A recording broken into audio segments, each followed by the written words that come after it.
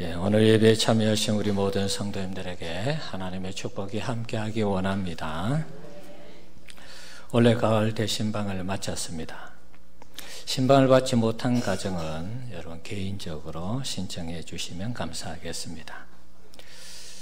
신방했는 가정을 대충 세어보니까 한 42가정 정도 됩니다.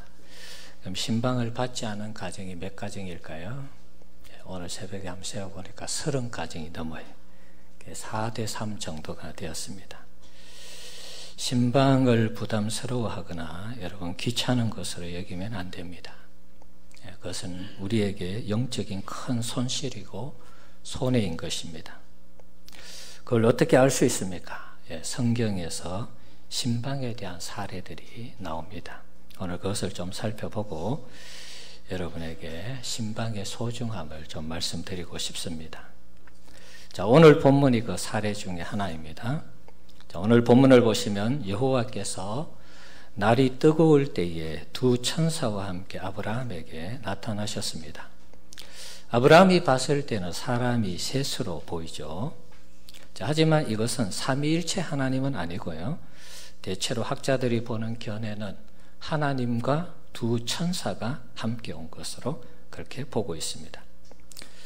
자, 이를 증명하듯이 히브리서 13장 2절에는 성경 말씀 한번 보여주실래요? 자, 한번 읽어볼까요? 손님 대접하기를 잊지 말라. 이로써 부지 중에 천사들을 대접한 이들이 있었느니라. 자, 여기 나오는 부지 중에 천사를 대접한 이가 아브라함을 가리키는 것입니다. 그래서 하나님과 천사 둘이 같이 아브라함의 집 앞에 온 것입니다. 아브라함이 장막문에 앉아 있다가 세 사람, 하나님의 사람의 모습으로 나타나신 하나님과 천사 둘, 그래서 세 사람을 발견하고 달려가서 영접을 합니다. 자, 18장 3절에서 5절 내용 한번 봅시다. 한번 읽어봅시다. 이러시되 내 주여 내가 주께 은혜를 입어사오면 원하건대 종을 떠나 지나가지 마시옵고 물을 조금 가져오게 하사 당신들의 발을 씻으시고 나무 아래에서 씻어서 내가 떡을 조금 가져오리니 당신들의 마음을 상쾌하게 하신 후에 지나가소서. 당신들이 종에게 오셨음이니이다. 그들이 이르되 내 말대로 그리하라. 아멘. 자, 아브라함의 집에 온 이 하나님의 천사, 하나님과 두 천사를 아브라함이 잘 대접하고자 하는 그런 마음이 있었습니다. 자, 5절 마지막에 보니까 당신들이 종에게 오셨음이니이다. 이런 표현이 있죠. 하나님께서 아브라함 집을 신방하신 것입니다. 신방하기 위해서 가신 거예요.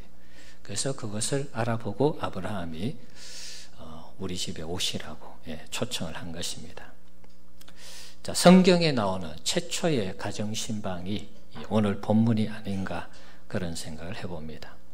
신방이 뭘까요? 한자 그대로 하면 찾을 심자, 찾을 방자입니다. 그래서 찾아가서 만난다 그런 뜻이 있습니다. 자, 하나님께서 아브라함을 찾아가서 만난 것입니다. 이렇게 최초로 이루어진 하나님의 심판, 아브라함에게 어떤 축복으로 이어졌습니까? 하나님은 그동안 아브라함에게 자녀에 대한 약속을 계속 하셨습니다. 그래서 사라를 통해서 아이를 낳을 것이다. 아들을 낳을 것이다. 그렇게 약속하셨는데 언제 낳는다고는 말씀 안 하셨어요. 계속 그냥 아들을 낳는다고만 말씀하시고 언제 낳는다고는 얘기를 안 했어요. 그러니까 아브라함이 기다리다가 안 돼서 여종 하갈을 취해서 이스마엘을 낳았습니다. 뭐 그런 어떤 불순종의 일도 있었죠. 그런데 오늘 하나님이 신방하셔서 정확하게 아브라함에게 언제 아들이 생기는지에 대해서 말씀하고 있습니다. 자, 18장 10절 한번 보겠습니다. 같이 한번 읽어봅시다. 그가 이르시되 내년 이맘때 내가 반드시 내게로 돌아오리니 내 아내 사라에게 아들이 있으리라 하시니 사라가 그 뒤 장막문에서 들었더라. 이제 정확하게 날짜를 지정을 해주고 있습니다. 내년 이맘때 1년 뒤에 사라에게 아들이 있게 될 것이다. 자, 아들에 대한 축복을 구체적으로 말씀해 주셨어요. 그런데 이제 아브라함과 사라는 자신의 몸 상태를 알잖아요. 그래서 이 말을 듣고 사라는 속으로 웃었습니다. 그러면서 부정적인 반응을 보였습니다. 11절 12절 또 한번 봅시다. 자, 읽어봅시다. 나이가 많아 늙었고 사라에게는 여성의 생리가 끊어지는지라. 사라가 속으로 웃고 이르되 내가 노쇠하였고 내 주인도 늙었으니 내게 무슨 즐거움이 있으리요. 네, 자신의 몸도 벌써 생리가 끊어진 상태고 아브라함도 노쇠했기 때문에 아들은 무슨 아들입니까? 네, 부정적인 반응을 보였습니다. 자, 그러면서 속으로 웃었어요. 어떻게 보면 하나님의 말씀에 대해서 비웃는 듯한 그런 느낌을 받습니다. 자, 하지만 하나님은 아브라함과 사라가 믿지 않음에도 불구하고 14절에 보면 여호와께서 능치 못할 일이 있겠느냐, 네, 그러시면서 그들을 축복하고 떠났습니다. 자, 이 약속은 창세기 21장에 그대로 이루어지게 됩니다. 21장 1절에서 3절 또 읽어봅시다. 여호와께서 말씀하신 대로 사라를 돌보셨고 여호와께서 말씀하신 대로 사라에게 행하셨으므로 사라가 임신하고 하나님이 말씀하신 시기가 되어 노년에 아브라함에게 아들을 낳으니 아브라함이 그에게 태어난 아들 곧 사라가 자기에게 낳은 아들을 이름하여 이삭이라 하였고, 예, 하나님 말씀하신 대로 이삭이 태어났습니다. 할렐루야. 예, 하나님은 약속하시면 반드시 이루시는 하나님이심을 꼭 믿으시기 바랍니다. 예, 우리가 그것을 믿든 안 믿든 하나님은 우리에게 한번 말씀하시면 우리의 믿음과 상관없이 하나님은 일하는 것입니다. 아브라함에게 그렇게 하셨어요. 놀라우신 하나님이시죠. 이 사건이 첫 번째 하나님이 아브라함의 집을 신방한 사건입니다. 그 다음에 이어서 19장에 가면, 창세기 19장에 가면 두 번째 하나님의 신방이 이루어집니다. 이번에는 롯의 가정에 신방을 합니다. 창세기 19장 1절에서 3절 내용 한번 보겠습니다. 같이 한번 읽어봅시다. 저녁 때에 그 두 천사가 소돔에 이르니 마침 롯이 소돔 성문에 앉아있다가 그들을 보고 일어나 영접하고 땅에 엎드려 절하며 이르되 내 주여 돌이켜 주의 종으로 들어와 발을 씻고 주무시고 일찍이 일어나 갈 길을 가소서. 그들이 이르되 아니라 우리가 거리에서 밤을 새우리라. 롯이 간청하매 그제서야 돌이켜 그 집으로 들어오는지라. 롯이 그들을 위하여 식탁을 베풀고 무교병을 구우니 그들이 먹으니라. 아멘. 자, 18장에 하나님과 두 천사가 나타났다 그랬죠. 자, 이번에는 19장에는 하나님은 안 계시고 두 천사만 이 소돔 땅에 있는 롯의 가정에 신방을 했습니다. 역시 롯도 알아보고 우리 집에 오셔서 편히 쉬었다가 가십시오 그랬어요. 그러니까 처음에는 거절하셨다가 롯이 간청해서 그 집에 들어가는 것입니다. 역시 하나님이 보낸 두 천사를 이 롯이 받아들임으로 인해서 신방이 이루어지는 그런 장면이죠. 롯이 청하여 이루어진 이 두 번째 하나님의 신방의 결과는 소돔과 고모라가 멸망당할 때에 롯의 가정이 구원을 받는 이런 놀라운 역사로 이어졌습니다. 창세기 19장 15절도 한번 보겠습니다. 읽어봅시다. 동틀 때 천사가 롯을 재촉하여 이르되 일어나 여기 있는 내 아내와 두 딸을 이끌어내라. 이 성의 죄악 중에 함께 멸망할까 하노라. 예, 그들이 멸망할까 싶어서 천사가 재촉하는 그런 모습이죠. 자, 두 번째 신방에서도 역시 롯의 가정을 구원하는 하나님의 역사였습니다. 사랑하는 성도 여러분, 하나님의 신방은 이렇게 아브라함과 롯의 가정에 놀라운 축복으로 이어졌습니다. 어떻게 보면 하나님이 저들을 찾아간 것이라기보다는 저들이 하나님의 신방을 요청했다, 뭐 이렇게 봐도 과언은 아닌 것입니다. 하나님께 가셨지만 그들이 또 다 요청을 했으니까. 자, 이런 신방의 결과로 두 가정은 하나님의 복을 경험했습니다. 그럼 하나님이 신방한다고 하면 여러분이 거부한다면 그것은 여러분의 손해죠. 영적인 손해고 여러 가지 면에서 손해입니다. 하나님이 여러분의 집을 신방한다면 여러분 아멘하고 받아들이겠습니까? 네, 아멘입니까? 하나님이 오신다 해도 별로 안 반가우신 것 같아요. 축복보다는 야단칠까 그게 걱정이 되셔서 그러신 것 같은데. 자, 하나님이 신방하신다면 100번 받죠. 네, 그렇게 말씀하는 분들이 있을 것입니다. 목사님은 하나님이 아니잖아요. 목사님이 신방하는 것은 하나님이 하는 것이 아니니까 뭐 거절해도 되지 않습니까? 뭐 그런 생각할지 모르겠습니다. 자, 저는 하나님의 종일 뿐이죠. 주의 종이라고 하는 사람입니다. 저는 하나님이 아닙니다.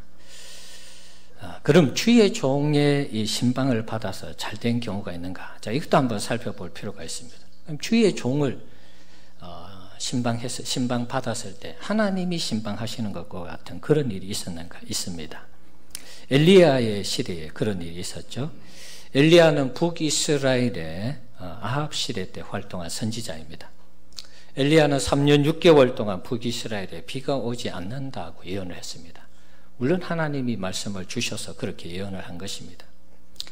자, 비가 오지 않고 기근이 시작되면서 엘리야는 그리 시냇가에서 잠시 머물다가 시냇물이 마르고 나서 더 이상 견딜 수 없어서 버틸 수 없어서 사르밧 과부에게 가게 됩니다. 물론 이 가는 과정도 하나님이 보내셔서 가는 것입니다. 자, 열왕기상 17장 8절 9절 한번 보겠습니다. 읽어봅시다. 여호와의 말씀이 엘리야에게 임하여 이르시되 너는 일어나 시돈에 속한 사르밧으로 가서 거기 머물라. 내가 그곳 과부에게 명령하여 내게 음식을 주게 하였느니라. 사르밧 과부에게 가면 음식을 내한테 줄 거야. 그래서 믿고 엘리야는 갔습니다. 가서 엘리야를 만났습니다.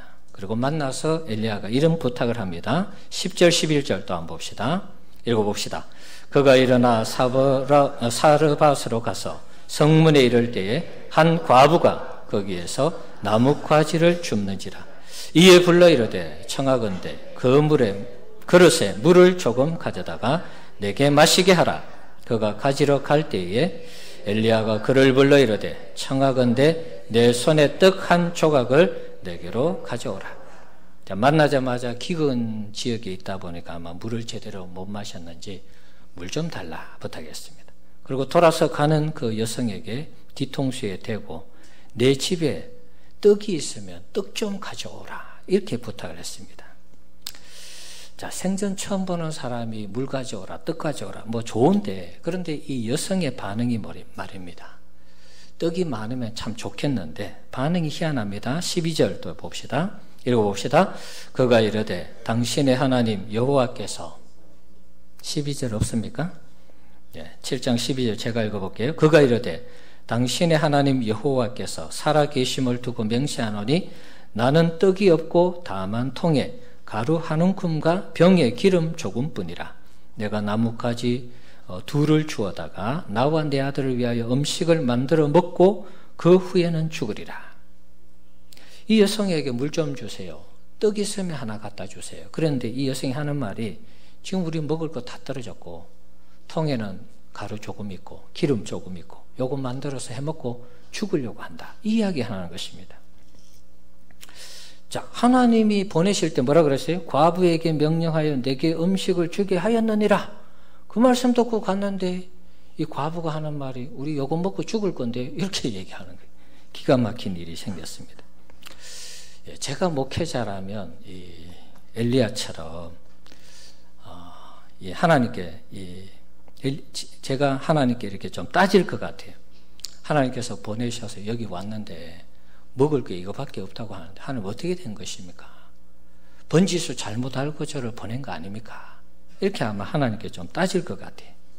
근데 엘리야가 뭐라 그럽니까? 자, 13절 14절 한번 보겠습니다. 읽어봅시다. 엘리야가 그에게 이르되 두려워하지 말고 가서 내 말대로 하려니와 먼저 그것으로 나를 위하여 작은 떡 한 개를 만들어 내게로 가져오고 그 후에 너와 내 아들을 위하여 만들라. 이스라엘의 하나님 여호와의 말씀이 나 여호와가 비를 지면에 내리는 날까지 그 통에 가루가 떨어지지 아니하고 그 병에 기름이 없어지지 아니하리라 하셨느니라. 아멘. 자, 엘리야는 요거 먹고 죽겠다고 하는데 엘리야 담대합니다. 두려워하지 말고 내 말대로 하라는 것입니다. 너가 떡 만들어서 먹고 죽는다고 했는데 일단 만들어 보라는 것입니다. 만들고 그래서 거기에서 조금이라도 나에게 하나 만들어서 달라는 것입니다. 요즘 목사가 이렇게 아마 요구하면 뭐 신문에 아마 대서특필이 되겠죠. 목사들 눈치 없다고 아마 그럴 것입니다. 그런데 엘리야는 정말 그렇게 했습니다. 왜 그렇게 했습니까? 하나님이 가라 해서 보냈기 때문에 하나님이 먹여주신다는 확신은 가졌던 것 같아요. 그래서 이제 14절에 이런 말씀을 하는 것입니다. 여호와의 말씀이 나 여호와가 비를 지면에 내리는 날까지 통의 가루가 떨어지지 아니하고 병의 기름이 없어지지 아니하리라. 이렇게 말했으니까 하나님 믿고 당신네한테 떡 만들어서 당신도 좀 먹고 내게도 좀 주시오. 이렇게 얘기한 것입니다. 아마 이 여성은 순간적으로 좀 고민을 했겠죠. 이 거지 같은 선지자, 뭐 기근 시대 제대로 못 먹었으니까 아마 거지 같은 차림이었을 것입니다. 거지 같은 선지자가 와서 자기가 먹고 죽을 것을 달라고 하니까 이 여성도 잠시 고민을 했을 것입니다. 줄 것인가 말 것인가. 이 선지자가 거짓 선지자는 아닐까. 뭐 이런 생각도 했겠죠. 그런데 이 여성은 믿음의 결단을 내립니다. 어차피 요거 먹고 죽거나 조금 일찍 죽거나 조금 늦게 죽거나 그런 차이죠. 그러니까 하나님을 한번 믿어보자. 그런 마음으로 선지자의 말대로 떡을 해서 주었습니다. 자, 결과가 어떻게 되었습니까? 17장 15절 16절 또 읽어봅시다. 그가 가서 엘리야의 말대로 하였더니 그와 엘리야와 그의 식구가 여러 날 먹었으나 여호와께서 엘리야를 통하여 하신 말씀같이 통에 가루가 떨어지지 아니하고 병에 기름이 없어지지 아니하니라. 아멘. 여러분 기적이 일어났습니다. 네. 하나님 말씀에 의지해서 이 여성이 대접했는데 정말 가루가 떨어지지 않고 병에 기름이 떨어지지 않는 기적이 일어났습니다. 주의 종의 신방을 받은 사르밧 과부가 그 말씀에 순종했을 때 놀라운 일이 일어났습니다. 주의 종을 대접하는 것과 하나님을 대접하는 것이 동일한 것입니다. 주의 종의 신방을 받는 것과 하나님의 신방을 받는 것은 동일한 것입니다. 그러면 여러분 마음속에 벌써 여러 가지 질문이 떠오르죠. 목사님이 그러면 이 시대 엘리야와 같은 사람입니까? 뭐 이런 질문이 떠오를 것입니다. 목사님이 엘리야처럼 하나님의 말씀을 듣고 늘 대언하고 있습니까? 뭐 이런 얘기가 여러분 마음속에 떠오를 것입니다. 정말 목사님은 이 시대 참된 주의 종입니까? 뭐 이런 질문도 떠오르죠. 자, 요거 대답하기 전에 또 하나 더 얘기하겠습니다. 엘리야의 뒤를 이어서 엘리사가 북이스라엘의 종이 되었습니다. 주의 종이 되었습니다. 엘리사의 사례는 열왕기하 4장에 소개됩니다. 열왕기 4장 8절에서 10절 한번 또 읽어봅시다. 하루는 엘리사가 수넴에 이르렀더니 거기에 한 귀한 여인이 그를 강권하여 음식을 먹게 하였으므로 엘리사가 그곳을 지날 때마다 음식을 먹으러 거리로 들어갔더라. 여인이 그의 남편에게 이르되 항상 우리를 지나가는 이 사람은 하나님의 거룩한 사람인 줄을 내가 아노니 청하건대 우리가 그를 위하여 작은 방을 담 위에 만들고 침상과 책상과 의자와 촛대를 두사이다. 그가 우리에게 이르면 거기에 머물리이다 하였더라. 아멘. 수넴이라는 곳에 한 여성이 있는데 귀한 여성이라 아마 형편이 어렵지 않았던 그런 귀부인이었던 것 같아요. 엘리사가 오고 가면서 할 때 엘리사를 잘 섬겼습니다. 마치 예수님 시대의 마리아와 마르다처럼 예수님을 잘 대접했던 것처럼 아마 이 여성도 하나님의 종이니까 엘리사를 잘 섬기기를 원했습니다. 엘리사 자신도 이 여성 집에 가면 아무래도 넉넉하니까 섬김을 받는데 아마 불편한 것이 없었던 것 같아요. 그래서 자주 가다 보니까 이 여성이 아예 방을 만들어서 섬기는 그런 장면이죠. 엘리사도 편안하게 쉬고 말씀도 준비하고 그러면서 그 집에 머물렀습니다. 찾은 신방이 자동으로 이루어진 것이죠. 그러다가 이제 엘리사가 자주 신방을 가면서 미안하잖아요. 사람인지라 계속 잘 섬겨주고 대접해주고 방을 내어주고 이러니까 엘리사가 묻습니다. 뭐라고 물었느냐? 자, 11절에서 13절 한번 읽어보겠습니다. 하루는 엘리사가 거기에 이르러 그 방에 들어가 누웠더니 자기 사환 게하시에게 이르되 이 수넴 여인을 불러오라 하니 곧 그 여인을 부르매 여인이 그 앞에 선지라. 엘리사가 자기 사환에게 이르되 너는 그에게 이르라. 내가 이같이 우리를 위하여 세심한 배려를 하는도다. 내가 너를 위하여 무엇을 하랴? 왕에게나 사령관에게 무슨 구할 것이 있느냐 하니 여인이 이르되 나는 내 백성 중에 거주하나이다 하니라. 너무 고마워서 자신을 늘 대접하고 섬겨주는 이 여성이 너무 고마워서 뭐 필요한 거 없느냐.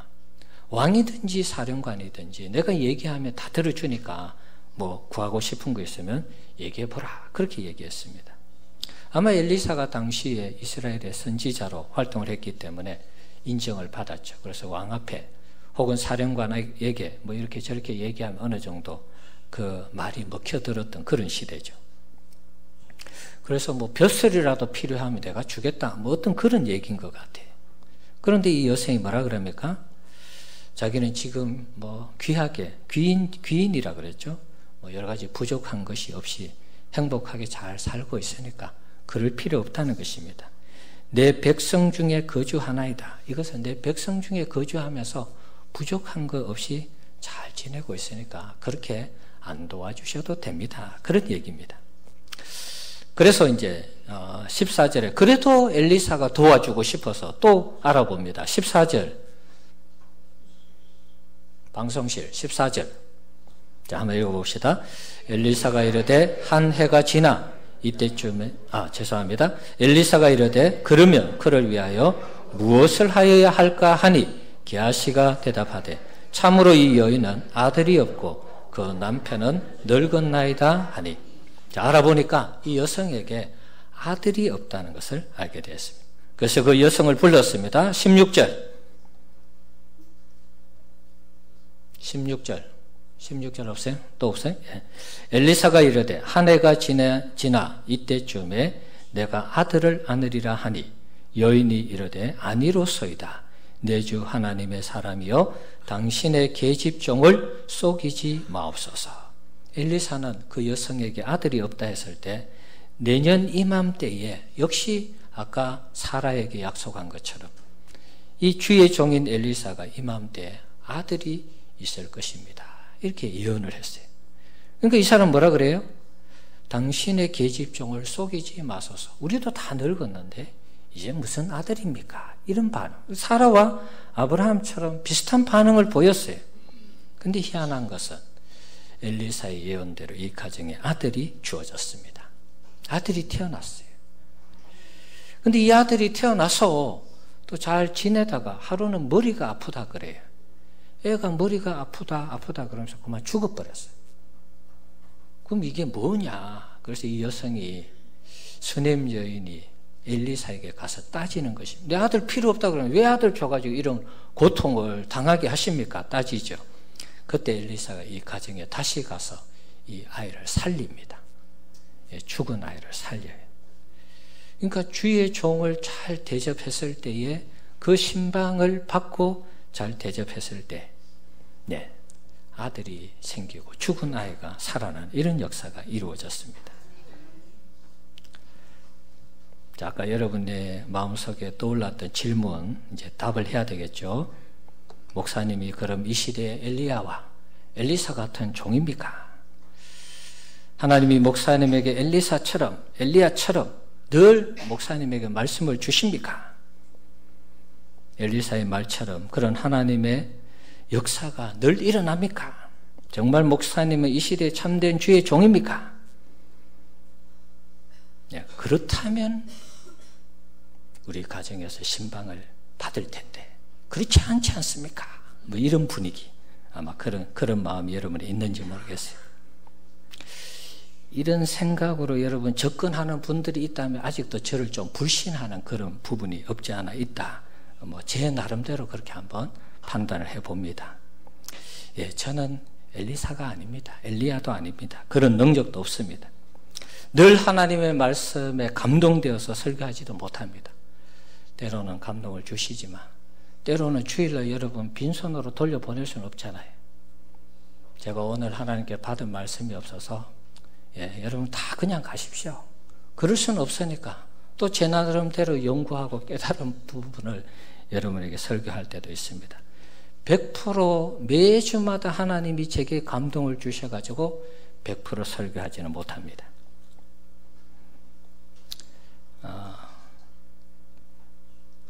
제가 주의 참된 종인지 저도 가끔은 헷갈릴 때가 있습니다. 때로는 인간적인 모습이 드러날 때 그런 생각을 합니다. 그래서 저도 이제 기도하는 것입니다. 참된 종이 되도록, 진실한 목회자가 되도록, 거룩한 성직자가 되도록, 고상한 설교자가 되도록 기도하는 것입니다. 이 4가지는 항상 기도합니다. 저는 되어 가려고 노력한다, 이렇게 말씀드리고 싶습니다. 지금 됐다, 저는 이렇게 말하고 싶지는 않습니다. 그럼 뭡니까? 목사님은 참된 종도 아니라 그러고 되어 간다 그러고, 여러분 보시는 그대로입니다. 보시는 그대로. 더도 아니고 덜도 아니고 제 있는 그대로의 모습이 하나님 앞에 종의 모습입니다. 저는 우리 교회를 섬기는 담임 목회자이죠. 주의 종으로 부르심을 받은 것은 확신합니다. 몇 번 간증했습니다. 예수 그리스도를 아는 지식이 가장 고상하다. 그래서 그 말씀 부여잡고 신학교 가서 이렇게 한 교회까지, 우리 교회까지 오게 되었습니다. 제가 목회를 잘하는지 못하는지 잘 모르겠어요. 우리 중고등부 요즘 보면 완전히 뭐라 그럴까, 죽을 쓰고 있습니다, 제가. 그래서 제가 이 목회에 실력이 있는지 막 헷갈려요. 우리 어른들하고는 뭐 좀 되는 것 같은데 중고등부에 완전히 꽝이에요, 꽝. 그래서 내가 이 목회하는 이 목회 능력이 없구나, 그런 생각을 합니다. 다만 여러분, 제가 우리 교회 와서 이제 11년 사역을 했죠.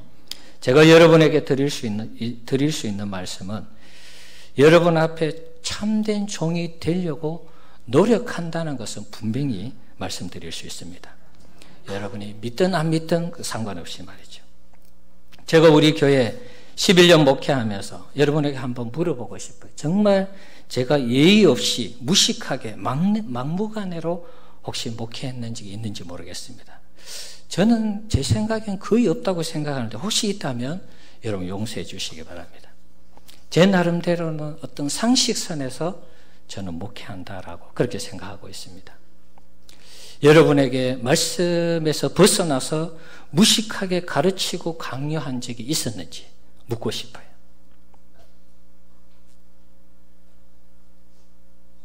여러분 헌금에 민감하시죠? 제가 지나치게 여러분 헌금 안 낸다고 강조한 적이 있습니까? 저도 여러분 못지않게 헌금을 하고 있습니다. 재정부에 들어가셔서 목사님의 이 헌금 내용을 한번 보여주십시오. 그러면 재정부원들 다 보여주시기 바랍니다. 제가 여러분 못지않게 헌금하고 있습니다. 나름대로 또 앞장서려고 하고 있습니다. 제가 드리고 싶은 말씀은, 그래도 주의 종의 길을 걸으려고 부단히 노력한다, 이 사실만은 좀 알아달라, 그런 말이죠.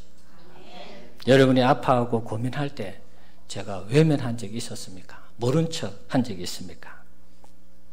저도 나름대로 고민하고 아파하고 괴로워했습니다. 여러분이 괴로워할 때 함께 괴로워했습니다. 물론 여러분만큼은 아닐 것입니다. 여러분만큼은 아닙니다. 때로는 여러분이 아파하고 힘들어할 때 신방하고 기도합니다. 좋은 일 함께하고 나쁜 일 같이 제 나름대로는 동참하려고 합니다. 어쩌면 여러분들 기도 생활하고 있는 분들이 있는데, 저는 또 장담할 수 있습니다. 여러분보다 제가 여러분을 위해서 더 많이 기도하는 분들도 저는 있다고 생각합니다. 새벽마다 여러분의 이름을 불러가면서 기도합니다.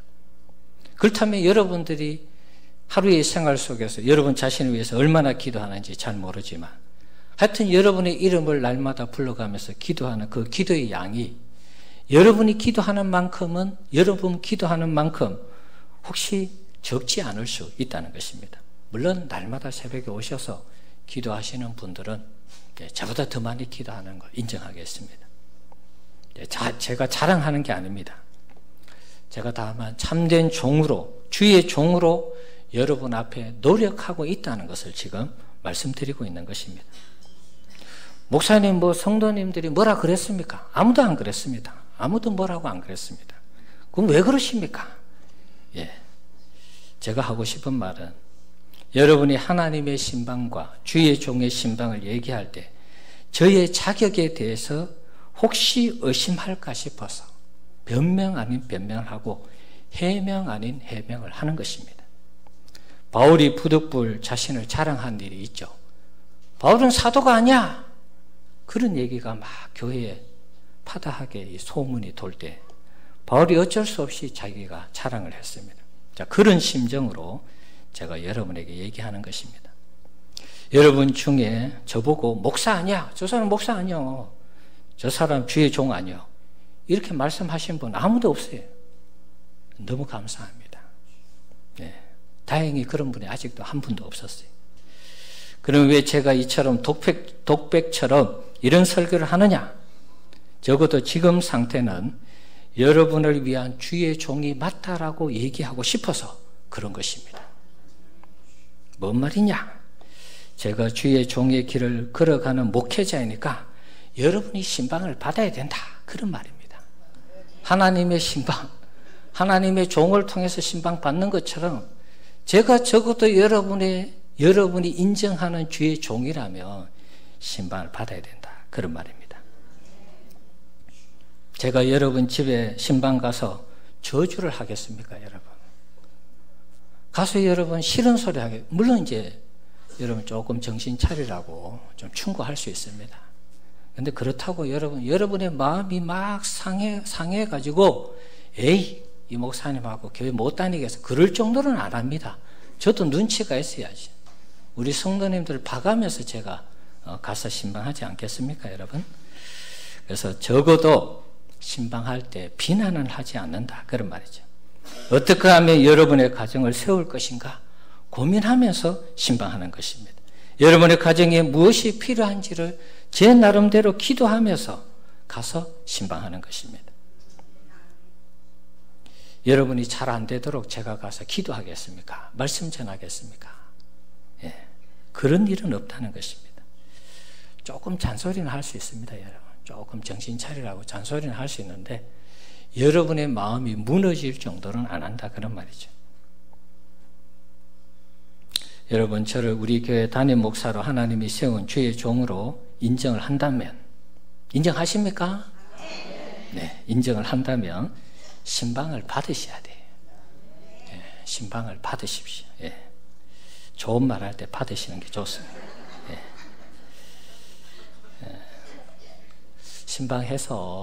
신방해서 때로는 제가 선포한 말씀이 거의 안 이루어지는 경우도 저도 종종 봐요. 참 너무 가슴이 아파요. 마음이 안타깝고. 왜 하나님 내게는 이 엘리사와 엘리야와 같은 이런 능력이 없을까? 저도 예언을 해버리면 그대로 되면 얼마나 좋겠어요. 근데 아직 그런 경지까지는 이르지 못했어요. 저의 부족이죠. 저도 더 노력해야 되고. 그렇다고 해서 제가 주의 종이 아닌 것은 아니지 않습니까, 여러분? 저를 불러서 여러분 신방을 받으십시오. 4대3 비율인데 3이 지금 신방을 안 받았어요. 주의 종을 불러서 하나님이 주신 그 감동의 말씀을 듣고 함께 기도하면서 여러분의 가정을 세워가면 좋을 것 같아요. 그 말씀 속에는 어쩌면 해답도 있고 문제의 키가 있습니다. 저도 제 나름대로 여러분 집에 신방할 때 아무 생각 없이 가서 말씀 전하고 기도하겠습니까? 그러지 않습니다. 여러분을 내내 살펴보면서 지켜보면서 준비한 말씀입니다.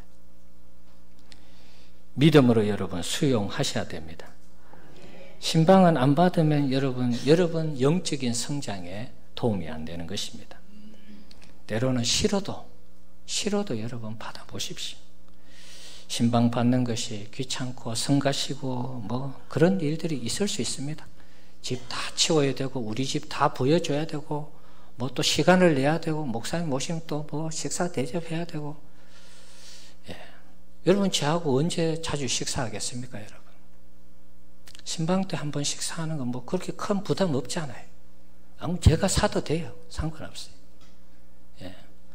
목사와 우리가 함께 성도로서 함께 교회를 섬기는데 우리 집에 와서 목사님하고 한번 얼굴 대면하고 얘기하고 그 가정의 형편 상황을 보면서 기도하고 말씀 나누는 거, 그게 뭐 그래 어렵습니까? 제가 여러분 가정에 가서 이 집 형편없어, 이 집 왜 이래, 그러면서 어디 가서 막 나팔 불고 그러지는 않지 않습니까? 오히려 안타까워서 더 기도할 건데. 예.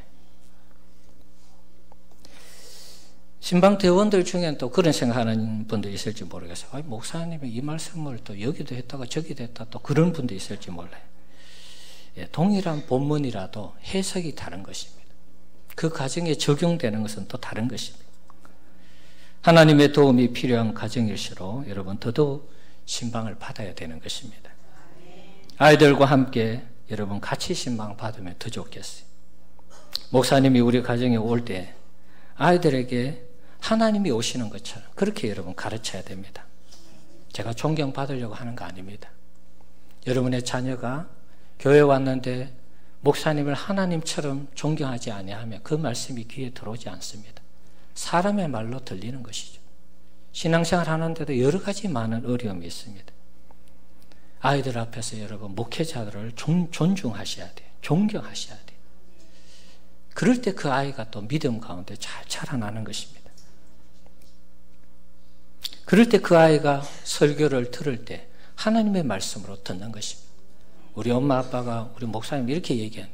저 목사님 설교 들으면 전부 가짜야. 그러면 영원히 죽어버리는 것입니다. 디모데전서 5장 17절 말씀 한번 봅시다. 한번 읽어봅시다. 잘 다스리는 장로들은 배나 존경할 자로 알되 말씀과 가르침에 수고하는 이들에게는 더욱 그리할 것이니라. 아멘. 자, 17절. 우리 장로님들도 여러분 존경하시고 앞에서 교회를 이끌어 가시는 장로님들이죠. 존경해 주시기 바라고요. 존경하시되 또 말씀과 가르침에 수고하는 이들에게 더욱 그리할 것이라 이렇게 말씀하고 있어요. 그러니까 앞에서 담임하는 목회자의 그 말씀에 순종하고 잘 따라야 된다. 그 이야기입니다. 갈라디아서 6장 6절 또 읽어봅시다.